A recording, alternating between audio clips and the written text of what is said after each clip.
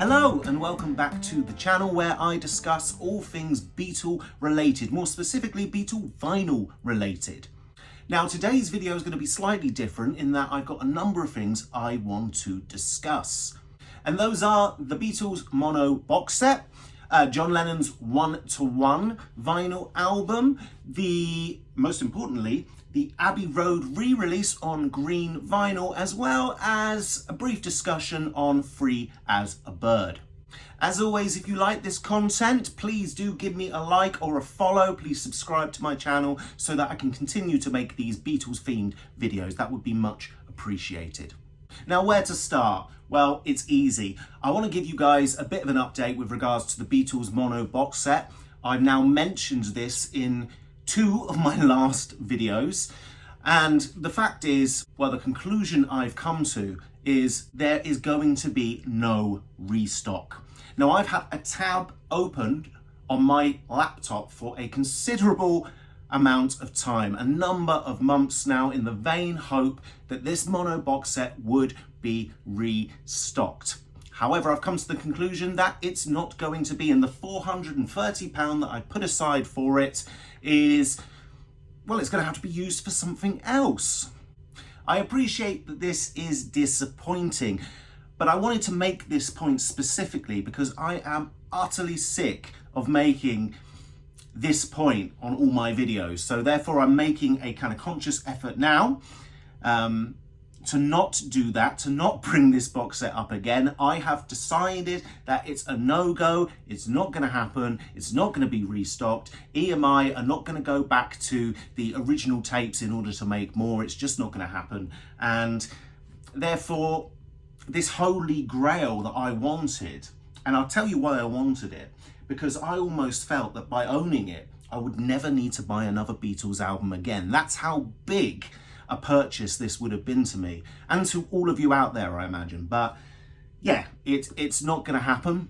It's just not going to happen. It's been far too long. I think if they were going to do a restock, it would have been around now anyway, because it would be for the Christmas market. But no, it's not going to happen, and that is the last you're going to hear about it from me. So moving on, John Lennon's 1:1 album.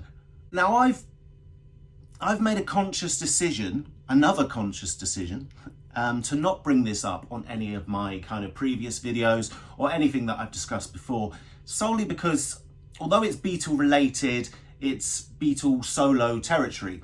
And if you know me, and if you've watched many of my videos before, you'll know that John Lennon is my favourite Beatle. However, this is a release that I'm just not enthusiastic about, and I'll tell you why I'm not enthusiastic about. Now, it's out, you can buy it, and if I was going to buy it, because there are a number of editions, some of which have bells, some of which have whistles, I would have gone for the 2LP edition. That's the one I would have bought. But what really puts me off about this release is that, in a way, it's incomplete.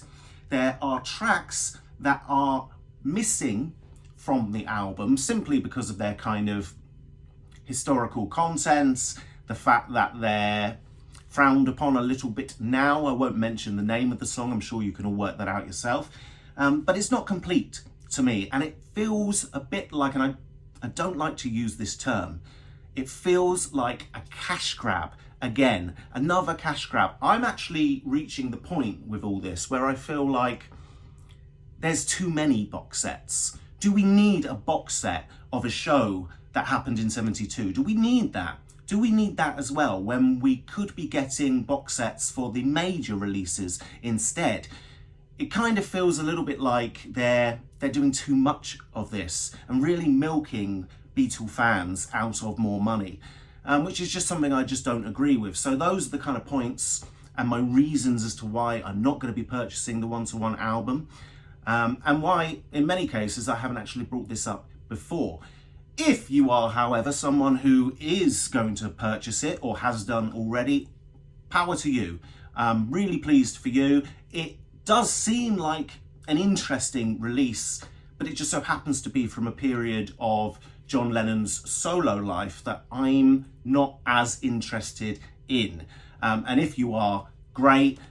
It comes out around £60, £62 in order to buy the 2LP edition of that. There is a bigger box set that consists of CDs, Blu-rays, for an even bigger price if you're willing to spend it. But it's just not for me, and I just wanted to kind of make that point here today. That's why I've not been discussing it. And to add to that, are you any less of a fan if you're not a completionist? That's a good question. I want to throw that one out there to you because I've been really considering this recently.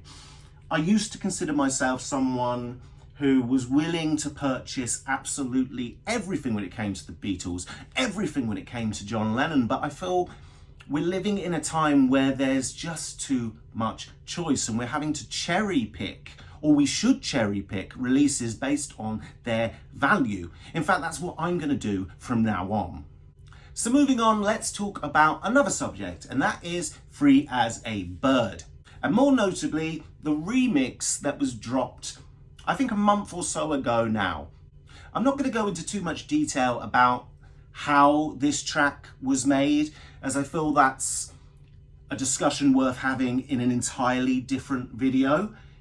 But what I do want to mention, what I do want to discuss is this debate that's been circulating since to do with, does John Lennon's voice sound better now, or was it better in 1995?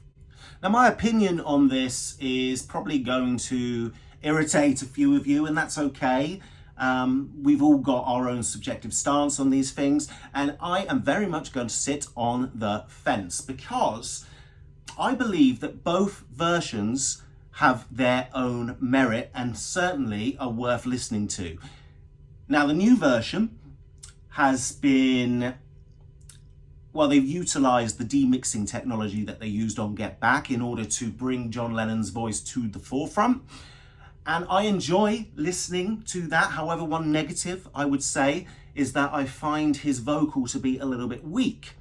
Now, that doesn't mean that this release is any worse for it. I'm glad we've got it, but I feel he himself would not be happy with the vocal that has been used on this track. Now, John Lennon very famously didn't like his voice. He would often double track his voice. He would often use reverb, a lot of reverb, in order to make a particular sound that he was more comfortable with. And I feel that if he was alive today, that's something he certainly would have done. I don't think he would have enjoyed this mix solely because it sounds so bare bones.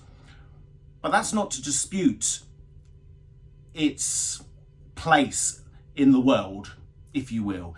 It deserves to be a track on its own. It deserves to be heard, and I'm glad it exists. I see it as something that you can listen to based on how you're feeling on any particular day. So you might choose this version of the track when listening to it one day, but you might choose the 1995 version another day. Now, I personally love the ghosting kind of sound on John Lennon's voice in the 1995 mix. I feel that worked because when listening to the track, you were always aware of the fact he was no longer with us. And I feel that worked for that particular release. Now, I know a lot of people don't like that. They feel like he's singing in a bathroom or a toilet or whatever. It just sounds far too muted or compressed or whatever. But I like it. I think it works really well. And therefore, the kind of conclusion I've come to on this is that I like both. I like both. One day I might like one more than the other, and the other day I might like, say, the 1995 one. I just think it's nice to have both variants, and therefore I don't really come to any kind of conclusion, oh, one should exist over the other. We live in a world now where we seem to have every variant going on particular songs, which is not something I'm actually particularly fond of. I prefer the fact that bands keep certain things on the cutting room floor. I don't believe we need to hear absolutely everything, and unfortunately we're living in a time where every snippet, every old take has been collected and gathered and it's there for mass kind of consumption. So no, I don't agree with that, but it is what it is. So, as far as I'm concerned, I like both. I like both tracks and I will listen to both. So lastly, talking of variants, let's have a look at the Abbey Road reissue or re-release that came out a couple of weeks ago, and that was on green vinyl. And it's really, really nice to actually have something tangible in my hand to discuss for you today. So this is it.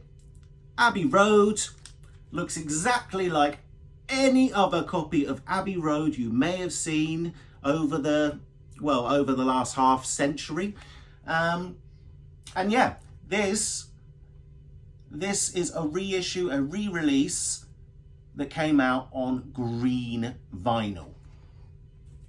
So the big question is, why would you buy this? I don't know.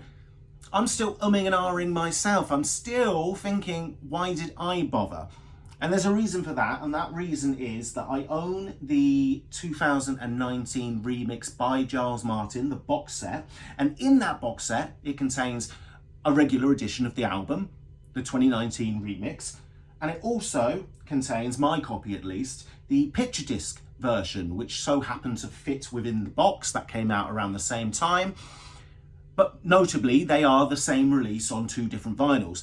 This is a third edition. This is my third edition of this album, the Giles Martin 2019 remix of Abbey Road.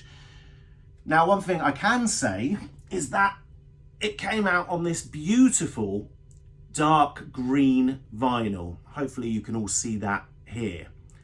And it is a thing of beauty. But it is nonetheless the third copy I've got of the same mix.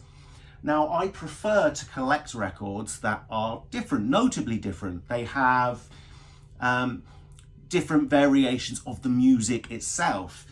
And a bit like A Hard Day's Night earlier on in the year, where we got a white edition of the 2012, I've ended up with another copy of the same album just for the sake of the fact that it looks pretty. And really that's what it is. That's how they get me. So should you buy it? Well, probably not. If you've already got the 2019 remix, you don't need this. The only reason you might buy it is because you're a sucker for coloured vinyl, which I unmistakably am. So yeah, it's wonderful to have, but you don't need this. Finally, one point I wanted to make is it slightly saddens me that this is now the default album that you can buy or purchase in shops or online, the Giles Martin mix, which is great, and I love that. It's one of my favourites of all the remixes that have been done over the course of the last 5-6 years. But you can't buy a George Martin mix of it anywhere. Thankfully, I've got one. Mind you, that's on stereo, so it might as well be a CD, but I've got one. But why do these albums, these remixes, become the kind of default, the definitive version, the only version you can buy in shops? I don't know. That is something I find baffling. But anyway, here we are. So yeah, absolutely great to have that in the collection. It's another thing to add, but not something that is necessary. It's not necessary at all. Don't buy it. Don't waste another 30 quid on this record if you've already got the 29 remix and don't care for the fact that it's on coloured vinyl. Anyway, that was a lot, wasn't it? That was a lot we discussed today. Thank you for watching this video. Thank you for staying till the end. I really, really appreciate it. And I'll be back for some more Beatle related topics in due course. So I'll see you then. Bye-bye.